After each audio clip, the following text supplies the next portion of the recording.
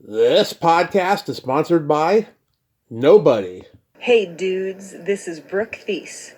I played Debbie, the bug girl, in Nightmare on Elm Street 4, The Dream Master, and you're listening to Tommy Throwback Kovac on Splat from the past. Nothing ever offends Tommy. Wink wink, nudge nudge.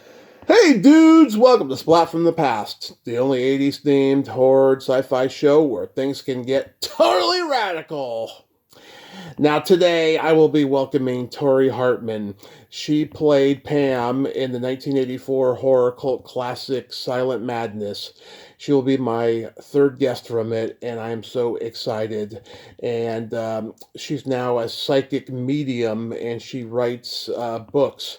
And she also, I think she does tarot cards or just any kind of prediction cards for that matter. I'll find out more.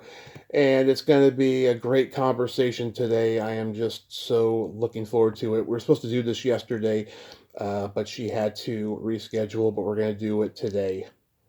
Also, today would have been Chuck Berry's birthday, one of the kings of rock and roll, the guy who did such classics as Johnny B. Good, School Days, Carol, Let It Rock, Sweet Little 16, Maybelline, Little Queenie, the list goes on and on.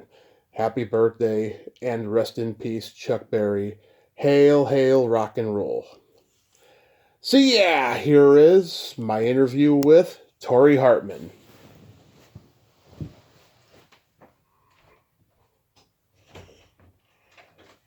Hey, Tori, welcome to the show. How are you today? I'm doing great. Thank you so much. We finally connect. Yeah, absolutely. This is such a great honor. Thank you so much for taking the time today. Well, thank you. Gosh. So, where do we begin? What's the first thing? So going back in time, did you gravitate toward acting early on in your childhood? Well, my father was an actor, and I think it just became a way of life. So I was more familiar almost with the way of life, and it was what I knew. Because I think the reality is that, I know a lot of friends who, because they had, parents that had traditional careers, it was harder for them to get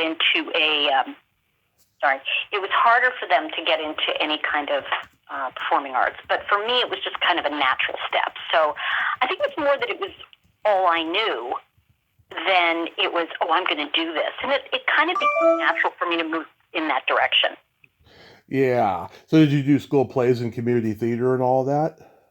Well, I went to high school performing arts, and I always seemed to be doing something creative.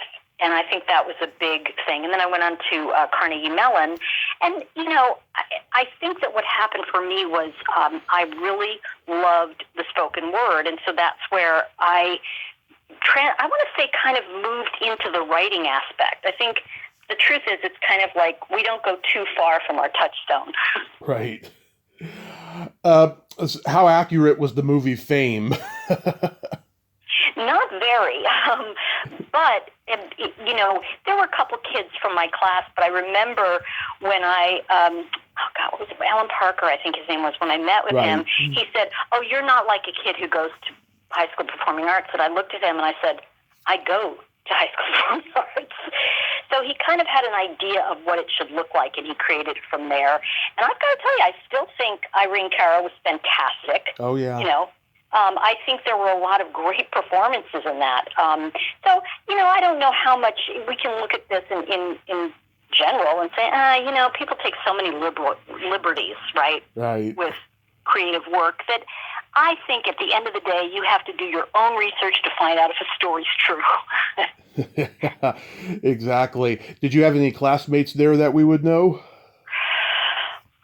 Let me think. Yeah, Steve Weber, he was in, that sitcom years. Wings. Wings, yes. He was one of my classmates. And who else? Well, I'm thinking of Freddie Prinze, but, his son is Freddie Prinze Jr. Right. But Freddie was a few years older than me, and he set a lot of inroads for Hispanic performers. Yeah. So he was, he was just a fantastic surprise, I think, for almost all of us, because he just exploded, and that was great. Tragically, not everybody can handle life, if that makes sense. Yeah, that was an unfortunate circumstance. Yeah, and I think that's the thing. I think we have so much, there's just a lot of pressure today, and I think that it's unfortunate for the younger generation. I think they get a lot of, excuse me for saying it this way, but, crap from the older folks. And I think, there needs to be a little bit more compassion, I think, and people say, oh, they're so disrespectful of the boomers. And I'm like, well, when have we been building them up? Yeah. So anyway, I think that's more of a commentary than a reality. But anyway. How about, did you have any classmates at Carnegie Mellon we would know? Oh, gosh.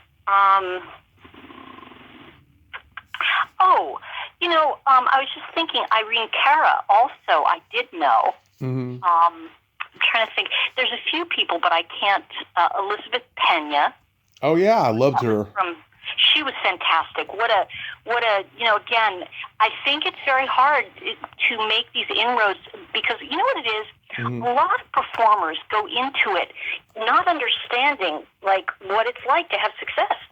And I think that's the hardest thing, believe it or not, because people go, oh, come on, that's funny. And it's like, no, when I wrote a best-selling book, all of a sudden it was like the pressure to write another one. And not only that, people attack you. They start going, oh, she doesn't know anything. And, you have to be that person that's kind of like Teflon and go, okay, I'm just going to do my work. And I don't think everyone is set up like that. Yeah. That makes sense. I think we're more braced for failure than we're prepared for success.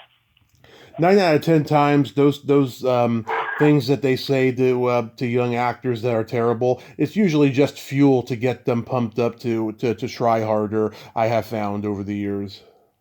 Yeah, I think it's true. I think that the hardest thing, though, is the perseverance.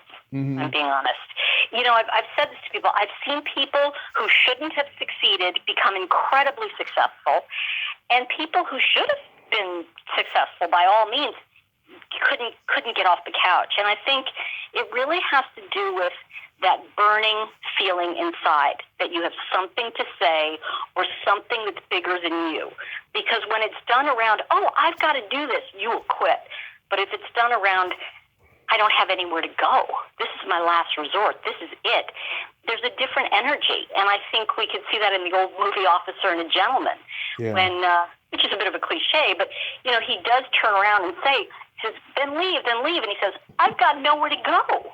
Yeah. And I think that's the burning feeling you have to have. And so no matter how many times they slap you down, go thank you and get back up. Right. And that's hard. And I think it's harder in entertainment business because you are the commodity. Right. And, it is a tough thing. And I think if you get into a group of actors that are working together, they're very supportive. Mm-hmm. But when you separate people, there's more problems, if that makes sense. Oh, yes. We're seeing that in our culture now. Oh, yeah, in politics. Yeah, the politicians divide everybody so they can make money on their backs, Well, I think that the thing is what happens is it becomes naturally, if you will, derisive, because the people understand it's not about them. Mm-hmm. And we've been taught to take everything personally, and especially because things are so close to us on the web, and we're thin-skinned. We are. And I could say for me, I've become thin-skinned. I mean, in the old days, you just suck it up, and you had to keep going. Yeah. I'm not, and I want to be clear, I don't think it's the fault of the younger generation. I hold that to the older generations to say, hey, it is hard.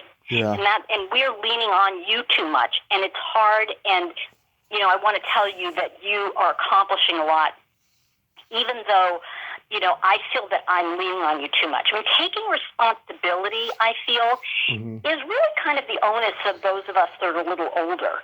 And I think that, that makes the difference. That's when people can stand up and say, yeah, I know they tend to lean on us, but look how much they're giving us.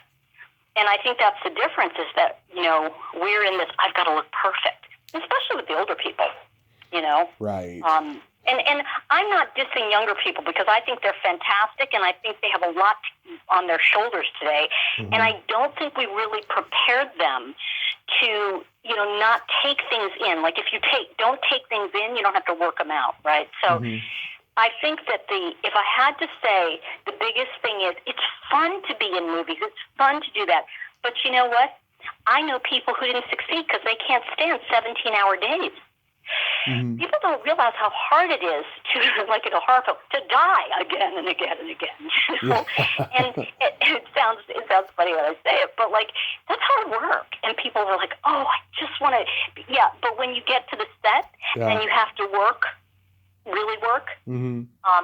I didn't realize how hard the movie business was because I came from the theater side and. The film business, I have a lot of respect for, especially the young performers who just keep going, and they just bite the bullet and keep going. And I think it's a testament to when people get out and do something, they can transform their lives and others, and I think it's great. Absolutely. Did you do any theater in those early days that you're especially proud of? Honestly, I think the stuff I was most proud of was when I was a kid, and I went to, I think it was called Stage Door Manor. I went to an acting camp, and because I was a kid, I got to play so many roles that I would never play, if that makes sense. Never would I do any of that. Casting against type. Yeah. And so it was kind of fun because I got to play the old lady, I got to play a kid, I was a kid, but I got to play a lot of different roles. And I think for me that was the most memorable because we had to put a show up in a week, and we had 16 weeks, and it was crazy, but it was fun, and it was it really brought the theater home to you, and that was what I liked. So absolutely. Is Carnegie Mellon where you met Lori Ann Engler? No, we didn't meet there. I actually met her on the set. I had never worked with her before. And honestly, I think we only met once in passing. So, people spoke very highly of her. And everybody on that, and, Silent Madness was very nice. We were a young group, but just very kind, very nice, very supportive. It was New York actors tend to have that more theater part to them. You know what I mean? They have a thing of we're in this community together. Whereas sometimes with a film, you have to you're coming in with a laser part. You're just, and it's a different type of work in person. And, it was fun though. That was a great movie to shoot because we shot in that haunted, I think you heard the story before, that haunted hospital. It was just creepy. Yeah, was it just a standard audition situation that got you the part? Actually, my story is a little different in the sense that my agent wouldn't submit me. And because he said, "You're not a model type. You're 5'3". I go, "Yeah, but that's I can still do that part. I'm a model. I'm a petite model, And he said, "No, you're not right. I'm not submitting you." So I went ahead, and I saw they were having like a casting for extras, right? So I brought my modeling portfolio in, and I took every picture out and placed it loosely in the portfolio. And then just as I was because it was like a line of people, and we just walked by and gave our headshot.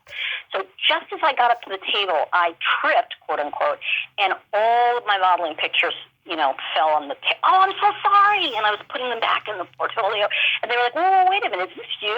Wait a minute, this is you? This is you?" I said, "Oh, yeah, sorry." And they go, No. And the producer says, "Would you be interested in reading for a part?" Ka-ching. And I said, "Yeah." And I went in. My agent, of course, was stunned. I went in, and I auditioned. And I walked out. And I had just been myself and the producer, and I said, "I don't feel good about that audition." And he said, No, you were fine. And I walked out. I came back. Nobody had come in yet. And I said, "You know what? Based on that audition, you wouldn't even think of me a second time." And he looked at me like, "What?" "No, you were fine." I said, "No, I want to do it again because I want to show you that I can do it. And I really feel like I'm okay, all right." So I did it again, and then I got the part. So it was to me, that story was really a pivotal point in my career where I wasn't going to just accept that somebody else said it was good enough. It was going to be something that I said, this is what I'm doing, this is my thing, and I'm going to bring to it me, right or wrong. Do you know what I'm saying? Like, Right. whatever it is. You know, I had a book I was due to write, and I won't make this a long story. I was due to write a book, and the publisher said it needs to be this, this, and this, and I turned it into my agent. He said, "This is nothing like what they asked. It's completely different." And I said, "Yeah, I know, but it's the book I had to write." And he was like, "Oh my gosh!" Anyway, long story short, it got submitted. The publisher wrote back and said, "This is not what I asked for, but it was better." And you know, it got published. The point I'm making is that we have to know inside when we are spot on. And I think too much of the time, and I say this to a lot of young performers, too much of the time we're looking for the approval from that person who's auditioning or directing or what have you. And we have to stand in our own sense of what feels right. That's why we perform. Yeah. We perform because of the feeling. Not, you know, there is that moment when everything clicks and you go, you know? Yeah. And that's the point, is that if you put too much stock on, even casting directors, if you put too much stock on what they say they want, you're not going to book the job, because you're just going to go in with, well, they want someone who's 16, so I have to pretend I'm 16. Right. You're 15. So what I'm saying is that in order to do anything creative, it has to come from, I know I'm making this best shot, even if it's a wrong one. Right? Even if it's not what they'll want, I have a better chance of loving what I do if I do what's right for me. Does that make sense? I've talked to Catherine and Paige. Did you become buddies with them?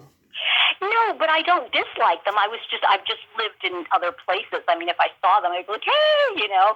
Yeah. But it really is because I sort of moved out of, I think I moved out of the theater scene in New York, and I just never really looked back. I lived in LA for many years and opened a recording studio and stuff like that. But I didn't really voiceover.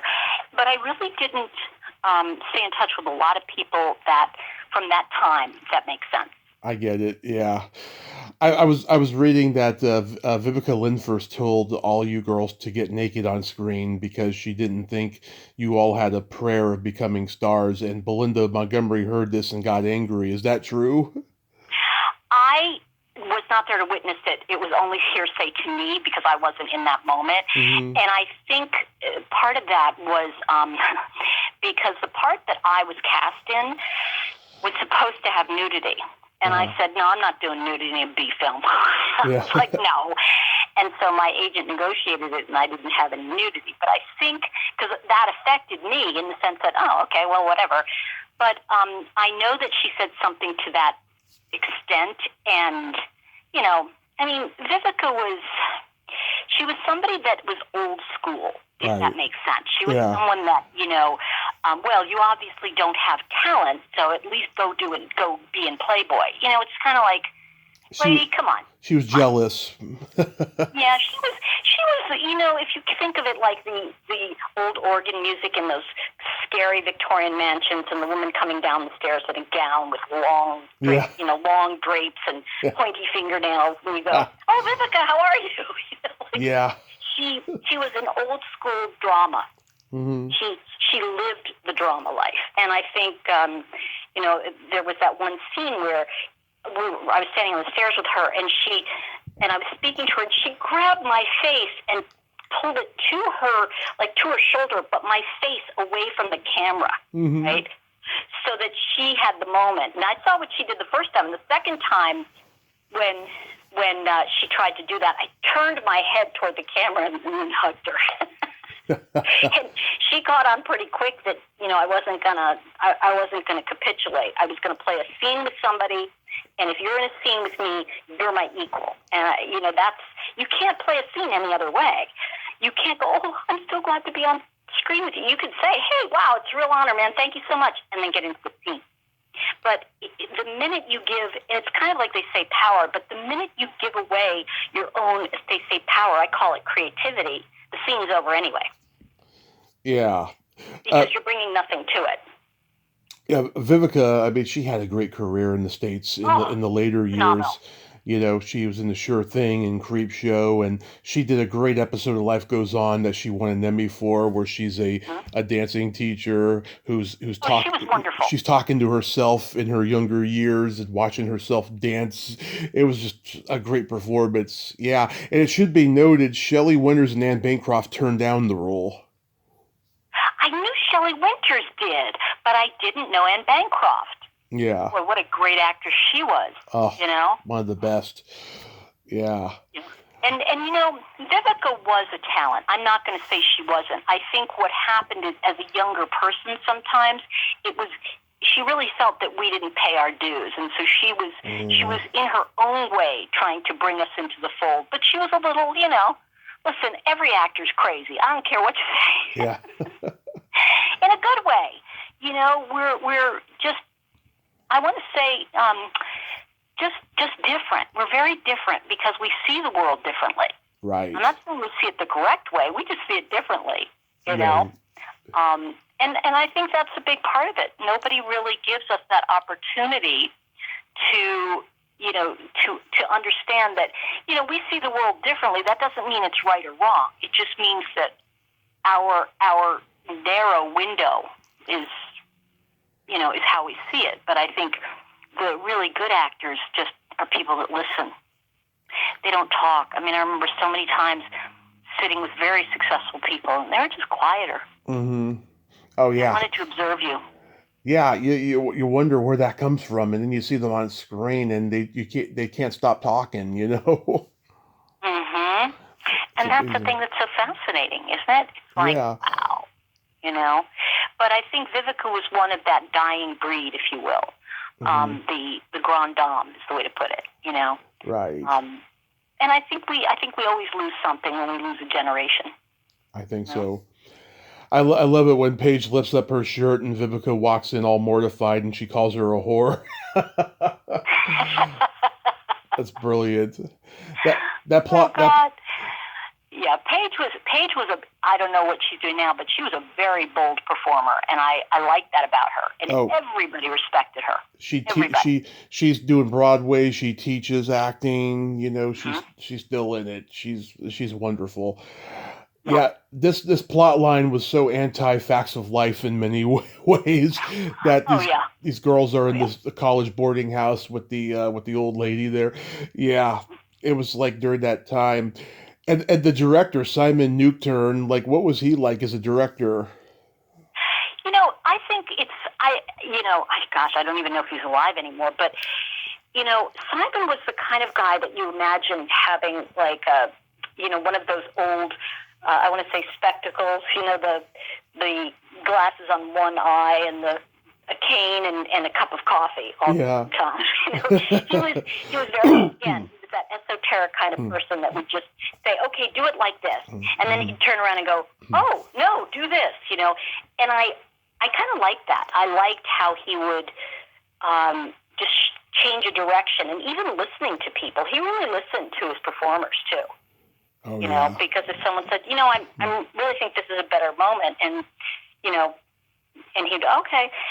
Did you ever hear the story about Belinda and, what was his name now? David, I think his name was, the actor who played, the love interest, quote unquote. No, what happened? Well, there was a scene, it was a long shot from the door into where the girls were. We were in the living room. And Belinda and, I think it's David, they were walking toward us, and he's like, 20 feet tall, and she's like this wee thing, she's like 5'3", and I think he's about 6 feet tall. So as you're looking at them coming toward you, it looks like he's walking with a child. It's just like this height thing. So the, I think it was Simon said, can you, the lighting guy, could you crouch down just a little bit? And he's like, oh, okay. So he crouches down a little bit, and they're walking, because it was a lighting problem. So he crouches down just a little bit, and then said, well, no, can you try it one more time, go a little lower? And finally, the guy was practically on his knees, and Belinda said, oh, for God's sake, let's just relight the thing. Yeah. And of course, everybody was like, she's so difficult. And meanwhile, we were going, she's right on. Yeah. And I think that was one of the early examples, I think, of just kind of the way, if a woman said something, it was like, oh, she's so difficult. But if a man said it, oh, that's a good point. And I think that's changed a lot. Mm-hmm. But I think that, there was that thing of like, Belinda carried some weight, and I always liked her. I liked her so much, and a very gentle person, Yeah. She's very, Canadian. very sweet, and I know she was troubled because she was so sweet. Even as a kid, I could tell, if that makes sense. Yeah, I totally get it. You can see it. You can see it. But she was actually quite a good actress, and I don't think she really got to go, to the degree that she could have. Mm-hmm. And I think it's hard when you have a famous last name and you're not related to any of the famous people. People don't think of you as an independent. They kind of lump you into other people. Right. If that makes sense. Nepo babies. That's what they call them. What are they? Yeah, Nepo babies. Oh, Nepo. Okay, yeah. Well, they thought she was related and she wasn't. So it's just, Oh, what, the Lee Montgomery? I don't think they were related. I think they are brother and sister. Oh, are they? Okay, see, what do I know? She's not related to Robert Montgomery or Elizabeth. No, not That's that who I was family. thinking. Okay. No. They're Hollywood people, and she's from Canada. Oh, okay. That's what it was. Because I think Canadians are so nice. They are. They have less ego than anybody, I'll tell you. Mm-hmm. I've interviewed so many of them. They're my favorite people to interview. Really? That's interesting. I want to interview nice people. I don't want to interview arrogant people. I don't care how much I love their work. I'll tell you. But my dad used to say that the bigger they are, the nicer they are. Yes. And I think there is some truth to that. There is. But yeah, Lee Montgomery, of course, that's her brother. Okay, yeah, just remember that. Yeah. So, yeah. I think. Go ahead. Sorry. Danny Aiello's son, Rick Aiello's in the movie. Oh, I didn't know that. Oh yes, he plays Michael, and he passed away a few years ago. Oh wow! I hate to say this, but everybody's going to laugh. If they want to know something, they should ask you. Because They should. You're brilliant. You're just this walking encyclopedia. Well, people used to do that before the internet got popular, and now every time I say, hey, if you need to know something, let me know. They always have this attitude of like, thanks, but I can ask the internet. It's just, it's sad. Well, I think it's tough because it's also the way we have to deliver our material now. I think it changed so much. I mean, it used to be we wrote a book and that was it, and now we have to present it in a way that someone will stay longer. Yeah, it's called short attention span and arrogance. Yeah, I think it's just. I honestly feel that maybe it's some arrogance. I mean, depending on the person, but a lot of times it's that we are so distracted now. Yeah. And it is difficult to focus on something and to find the real information. Mm-hmm. We hear people spewing CRAP all over the place, and it's because they only listen to the bumper sticker or read it. They don't really go into what's the truth about this. So it's a really interesting, polarizing thing, and I think you're right. Mm-hmm. I think there is a certain arrogance to thinking you know something when you haven't done the work. Yep. And going back to, the performers. I'll tell you something, being in a horror film is hard. Mm-hmm. Because it's not only, it is, remember you have to scream. Everybody screams in horror films. Yeah. So it's just, I think that's the point, is there's a lot of weird stuff that happens on set of horror films, as you know. Oh, yeah. And you can't help but think you're bringing things up, and it's a great time for others to get, to, I don't know, attract weird shit. Let me just I just cursed, I'm sorry. Oh, no, fuck no, you can swear all you want. Oh, okay. This is not a politically correct podcast. Oh, my God. When I had Catherine on years ago, she was laughing out loud at the things I was saying. I was a lot dirtier when I first started the podcast. Well, I think, though, that, people are listening. They are interested in, especially, the one thing to remember is that this is quite a niche, and this has a history that's very narrow. Mm-hmm. And even though they can look up things on the internet, they're still interesting to listen to people who are in that industry, who were involved in a film years ago, and where are they now?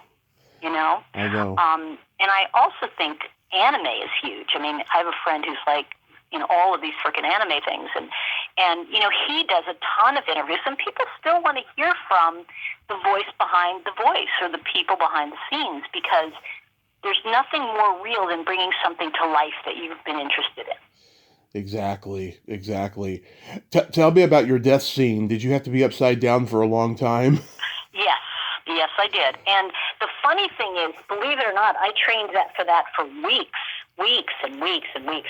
And Sully Marks, he actually was the stunt coordinator. And so he set up in my apartment a vertical, what do you call them, the inversion bar, and I had the boots, and he gave me exercises to do, and I had to do them every day. I mean, I was in really good shape. I did I don't know how many sit-ups and pull-ups and all of that stuff on the inversion bar, because when I got into the scene, I don't know how many takes I had to do. And, when with the point of dying, when I don't know what it was, they tied something around my neck or whatever. And, that's a point where I have to be up. I had to lift my body up. Nobody was holding anything under me.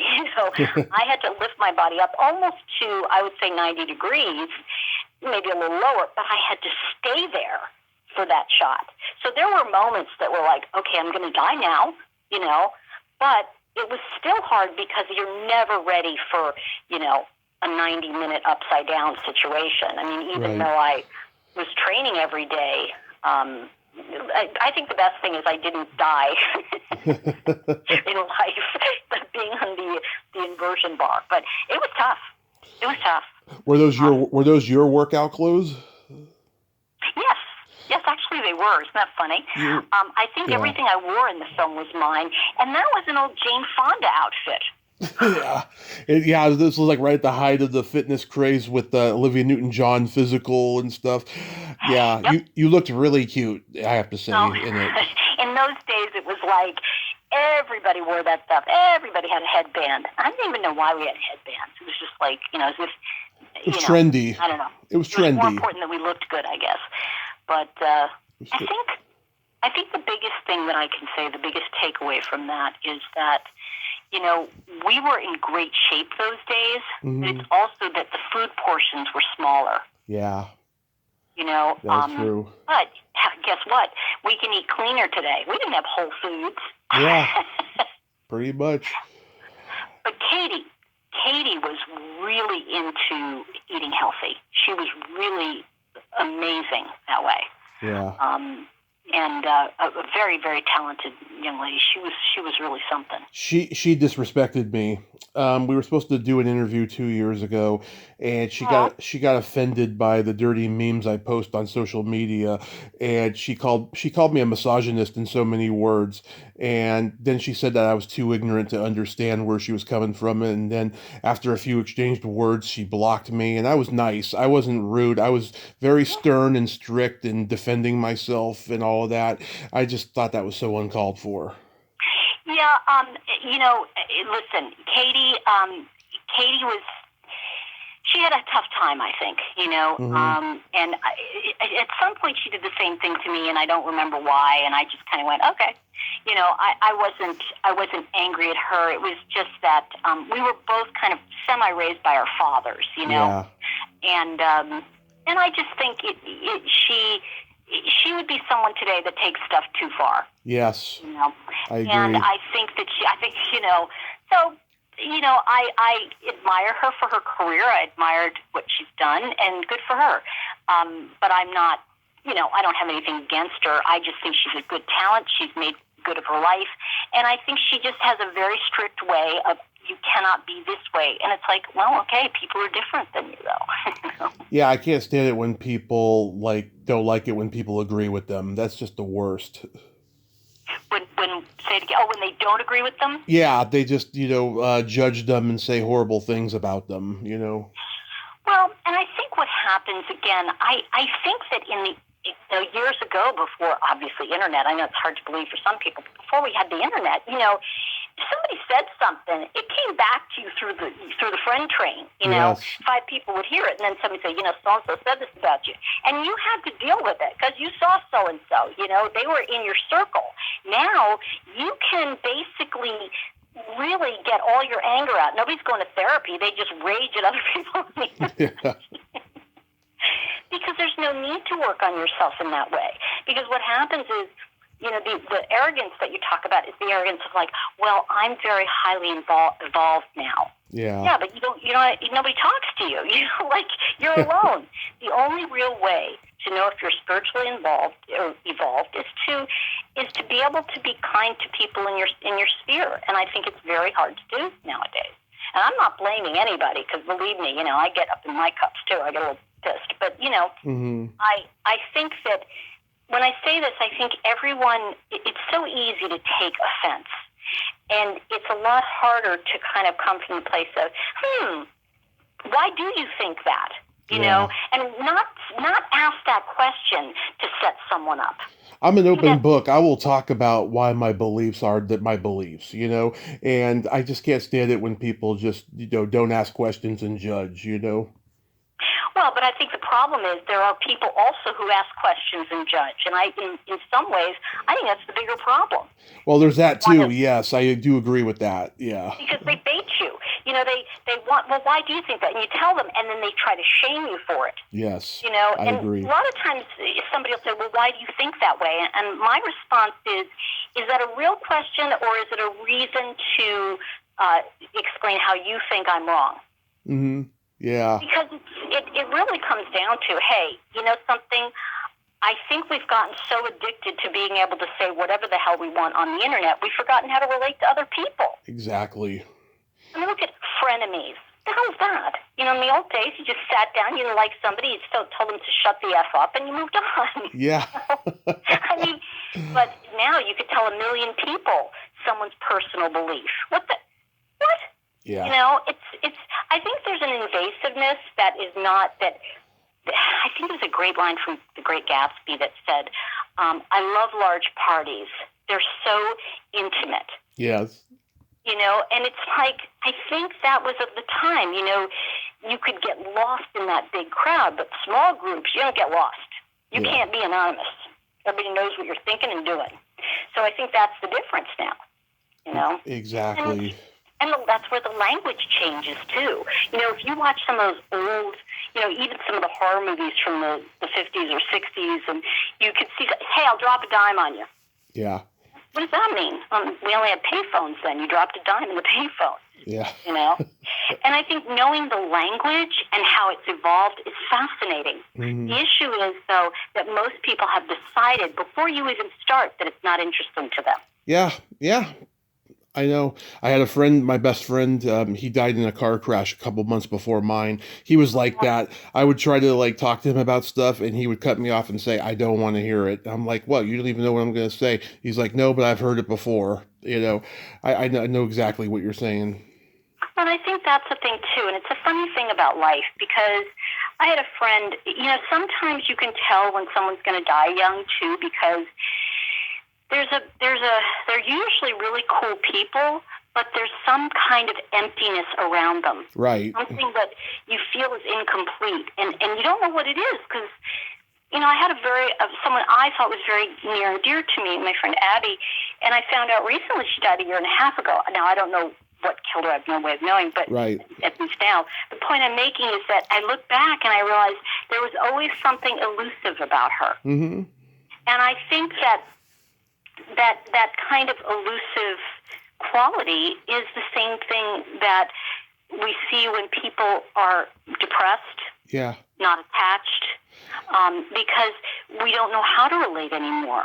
Yeah. We don't know how to be kind to each other. I think Robin Williams was that way. I think John Candy was that way. Everybody who died young. Mm-hmm. Yeah. Well, they did drugs. Think about it this way, too, that drugs were really a way to get to God. Yeah. They couldn't, it's like they got high when they were performing, but they wanted to get higher, and higher. It's almost like being on a swing. You're just swinging, and all of a sudden I want to go to the sky. And it's like, how high can I go? Mm-hmm. And, that, I look at the people who, Heath Ledger, people who, and other people like James Dean, these are people that weren't going to be here long. Yeah. Because there was a sense of the greatness of them was bigger than people thought, if that makes sense. Right. Meaning they were not, I'm not saying they were ego-driven, but they were trying to escape of other people's opinion of them.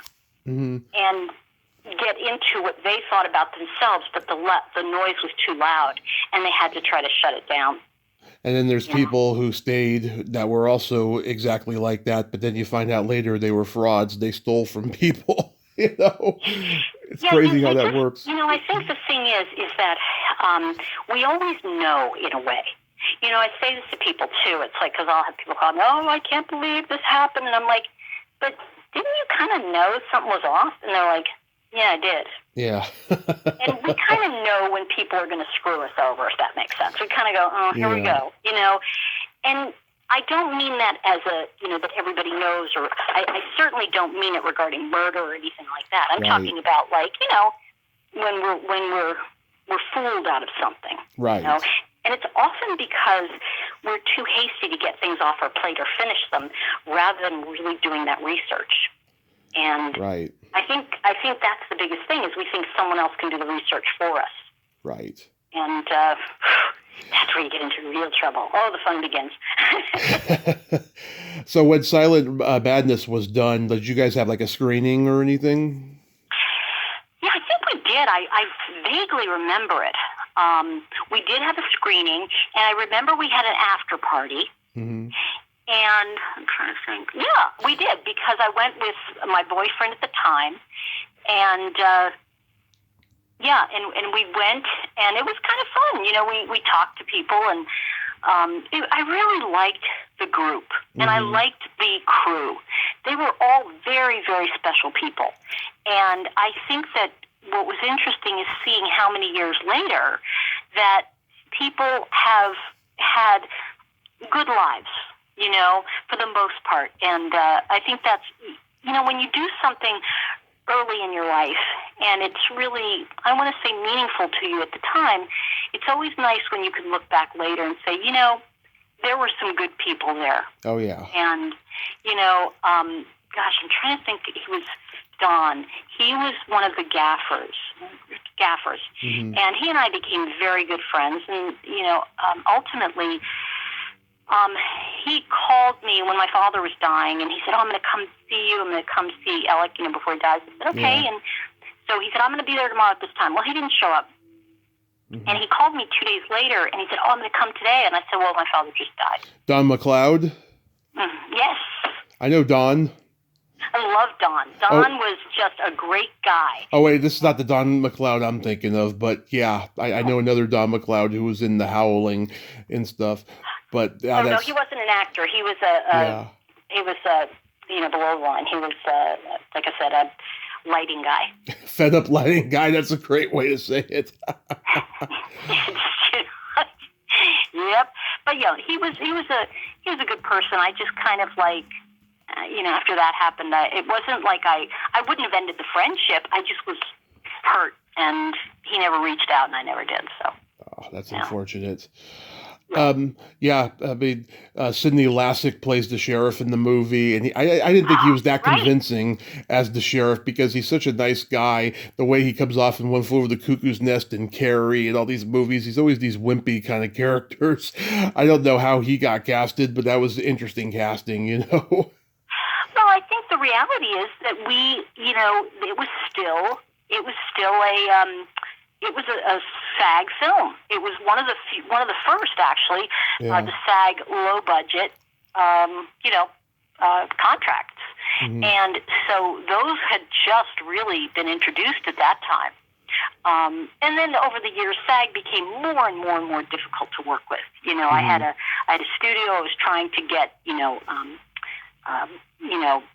SAG, I don't know what you call it, blessed or whatever. Yeah. But, they were just, well, who are you? And I was like, you know what? I don't need to do it. It's just I was doing it as a courtesy to actors, and they can bring their own contracts in. So it was the unions became very difficult unless you're like, a really famous person. And it's a shame. So, but Yeah. I think that yes, I remember Sidney. What a nice guy.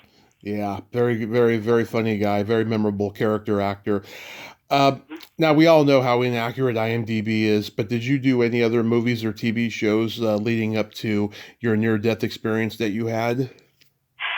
No, I don't think I did. I'm trying to think. I mean, it was not that meaningful to me because I moved into being a writer, but which I think was more my thing, because it's just like I just hated long hours. And being in tons of makeup. So no, I think Silent Madness was, to be honest, I think that was a big one. I don't think that, and I really didn't keep up with IMDb. I just I guess I'm in there, but I hadn't really, looked at it. But Yeah. So you have this near-death experience, which leads to your current profession and being a psychic medium and card reader. What happened necessarily? With what? What do you mean? The near-death experience. Oh, well, I had gotten very sick. This was a few years after Silent Madness. I'd gotten very sick, and I just kept getting sicker and more ill and more ill and more ill. And my dad rushed me to the hospital, and I literally, just went out of my body and passed out backwards, and the staff caught me, and I remember that everything just went black, and I started. I just remember how silent it was. That was the thing. And it was just Silent Madness. And, just feeling like there was this tractor being pulling me up. It was very peaceful. And then I saw, way in the distance like a white opening, and I saw what looked like little shadowy fingers, Right. And I realized that was what people talked about when they see, figures going, back and forth. But I didn't know that at the time. So the thing is that when I came back, I noticed that I had a very strong intuition. I mean, I could see things and I knew things, and I was like, how do I know that? And, I was never really a psychic medium. I think that I was always somebody that didn't want to put out a, shingle in Times Square, but Yeah. but I was really fascinated with how our intuition works and using it, and really working with ourselves, and that's ultimately what after my near-death experience, I had stories told to me by what I thought were kind of like, angels or spirits, Mm-hmm. And they ended up becoming Chakra Wisdom Oracle cards, which went on to sell, more than six figures and hundreds of thousands of decks, and did very, very well. So, and I went on to do more work in chakras, and I'll be honest with you, I didn't sign up for that. That wasn't like, I'm going to do this. Yeah. I think the things that you're supposed to do find you. Yeah. And if you really follow that, it's not about, people say, you've got to follow your passion. And I think the truth is you've got to show up for opportunities. Yeah. And that's, in a funny way, it's more important that you show up and be of service, because your true passion is going to pay off there. I always looked at it as, if I help one person from my books or whatever, one person's life is transformed, then it's a success. Mm-hmm. And therefore, I always framed my work as successful. Now, I was lucky. It went on to, do well and make money. And I also have always known when to move. I mean, literally a few weeks ago, I sold my house in Asheville. Yeah. And I'm living at the beach. Now, Asheville was destroyed. Yeah. In the recent, when we're taping this, it's right after Hurricane, Helene. And it was gone. I mean, basically, so much of Asheville is just like leveled, Yeah. And I think that's the thing, is that we can kind of follow our gut instinct. And, and everybody's had it, that feeling like, okay, I got to go right now. I got to go do this or whatever. And it's one of those, had you gone a minute later, there would have been a pileup on the interstate. So those are the kinds of things I think we naturally have, but I think we're trained to ignore it. Right. Because it's, oh, you're embarrassing someone. More importantly, I embarrassed myself. but I realized I wasn't in it for other people. I was in it to support other people, but not for them. Right. So, yeah. But yeah, and I love doing true crime. I have a little YouTube channel where I talk about true crime, and that's fascinating to me. I am so absorbed in it, honey, I can't even tell you. Yeah, I love true crime. True crime is awesome. But have you've been on this kind of spiritual journey, and I'm sure you have your skeptics like a lot of people do. Mm-hmm. It's funny. I'll be honest and say this to you. Mm-hmm. I think it was, God, I can't think of his name right now. He was pretty famous for a while. He was in a series. Anyway, we were all, this was a while back, a number of years ago now, and we were all sitting around, we're at this bar, and my friend Paul Ben Victor's done a lot of stuff, and there were a bunch of us standing around, and this one actor was sitting on a bar stool, and he flipped around to me and said, "Do you really believe this shit you do?" And I said, "No." And he looked at me and I said, "I just know it. It just happens." And I think that was one of the first times I realized I don't need to explain this to you. It just happens. I don't know how to explain energy. I don't know how to explain electricity, but I flip a switch and it goes on, right? So I don't know. But I did start to recognize how to teach it, and that was something that I got quite good at, because I think that intuition is really, in the end, just validating ourselves, validating that what we know to be true is true. Right. And trusting that path. And I think Silent Madness for me was such a wonderful time of me saying no. Like I said, of saying, no, I'm going to get that part. That's my part. And I remember my agent at the time said, "I can't believe you got," I said, "Have you met me?"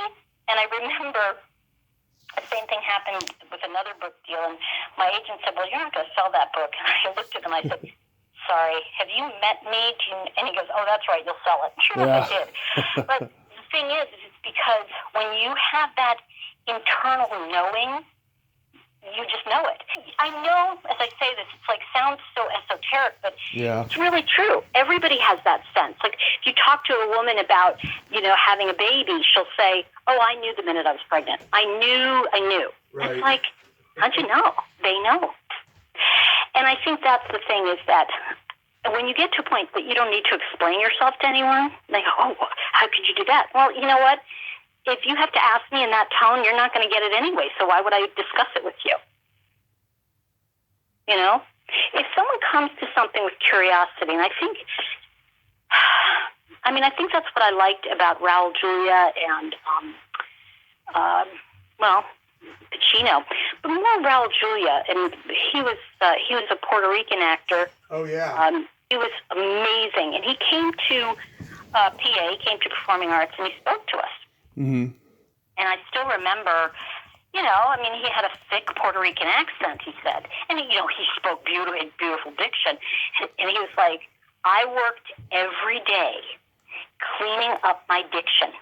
He said, every day I would listen to English and I would repeat it. And he said, I got to a point where no one knew where I was from. He said, I learned that basic pronunciations. And, that's the thing. I remember him so well because of his dedication to what mattered to him, Right. And I think, and he wasn't in a rage. He wasn't angry. He wasn't like, "Oh, I feel that people," he was like, "I want to have it and I'm going to have it."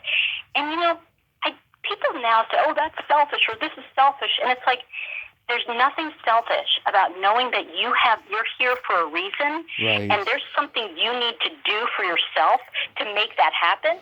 It's not selfish. I totally agree.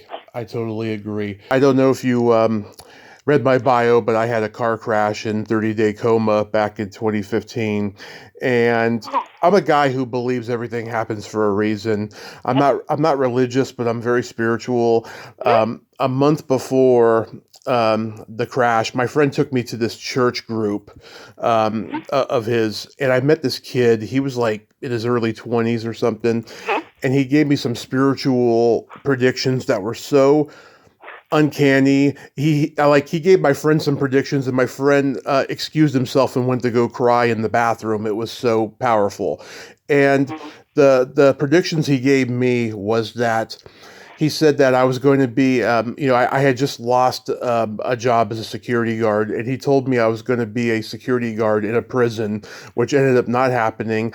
But he did tell me that my parents were finally going to make up and resolve things, and my accident happened a month later, and they talked for the first time in 4 years, and they still talk, to this day. My dad was visiting here a week ago, and it was just so profound that he said that, and I just, I discovered podcasting more in depth when I was in the hospital, and it's something that chose me. You're absolutely right about that.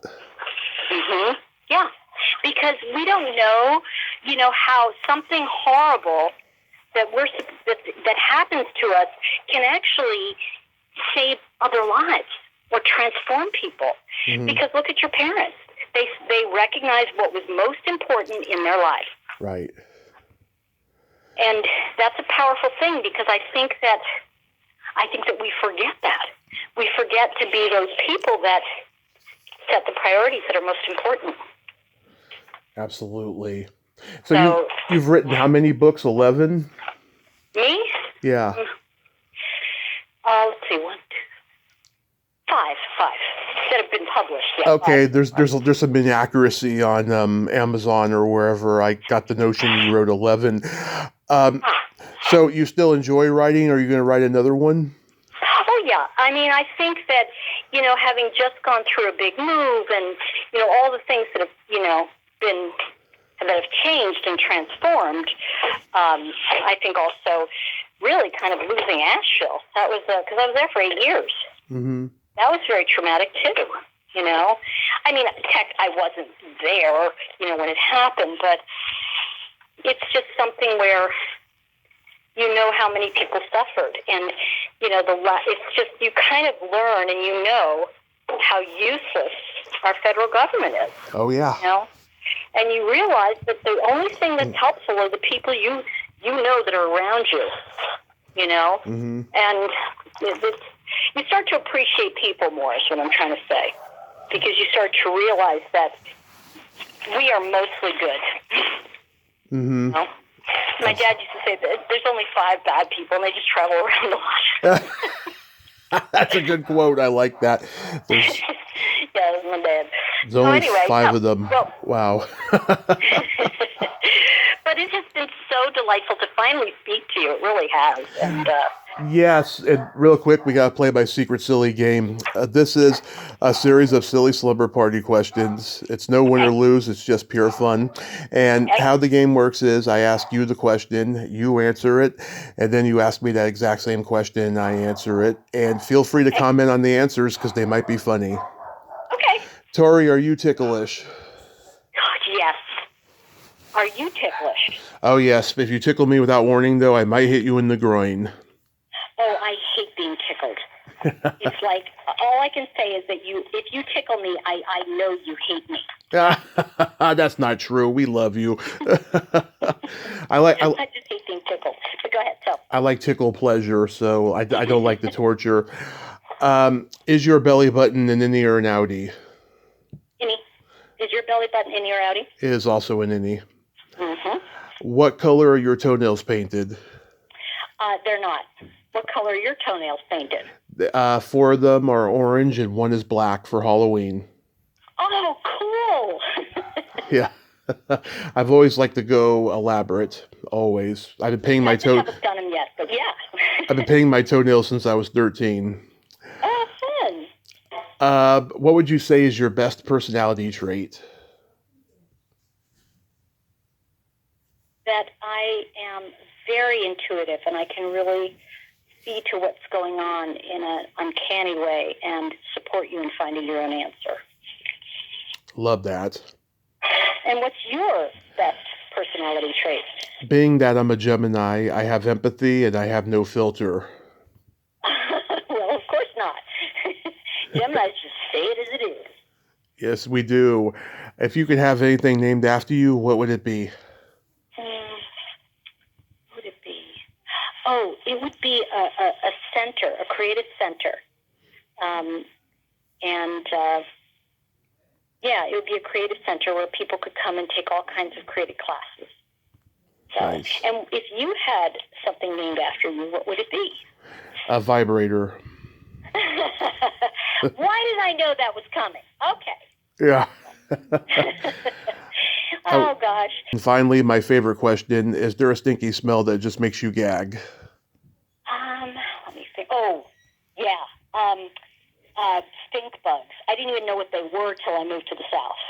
Yeah. And is there a smell that just makes you gag? Either farts or feet. Ugh. Okay. Well, that's quite visual. Tori, you are just so delightful. Thank you so much for coming on today. And by the way, I am so sorry about you losing your loved ones recently. That is so awful. Yeah, it's been a very hard time. And, also being in a new place and not being connected to anything yet. It's just slow but steady. And I took a class. I made one friend. You just keep going. But it's so hard to lose people that are part of your history. It is, especially since they have so much more to teach you, and that you're never going to get that wealth of information. I think for me, it's kind of like, I think they're passing it. They always remind me, I think the message is live, live, live. Don't wait. Don't put it off. And I think that's what they teach me. And their idea is that, look, I'm complete. You need to go. You need to go, go, go. And so I think they teach us every day, but I don't think if they're not meant to be here anymore, they're not going to be here. It doesn't matter what you do. It's kind of like the guy who goes to war and survives everything and then walks down the street and a brick falls on him. Yeah.